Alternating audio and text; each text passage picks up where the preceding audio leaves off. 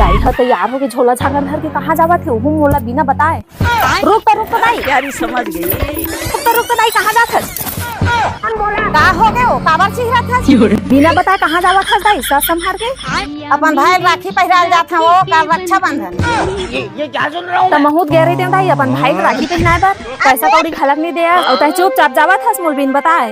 मैं नहीं गए रहते जरूर तोल भेजे रहते बहू। कहूँ चल दे हाँ कहूँ चल देबे तो घर सुनना नहीं हो जाए हो। मैं नहीं गए रहते बहू तो तोल 5,000 रुपया देख विदा करे रही। अब देख तू हर साल स्नेह गई थे दाई हा दुहू दुहू गई के और फोन देते हर साल भोला। लेकिन 1 सेकंड ये दई भाई फोन आवत हो।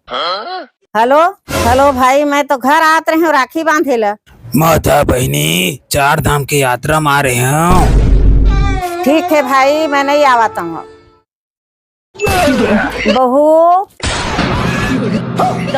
मैं हो गया दाई तैयार दे मोर 5,000 पैसा बहुत चलाक हंसता बहू। तो खान मट ले तैयार हो गए जाए बर लान दाई या 5,000 लंका नहीं जावत तो 8,000 एक्स्ट्रा खलक दे। मैं मजाक में बोल पा रहे हैं बहू मोल सही तय धो बाहर ले। पैसा ही पैसा होगा।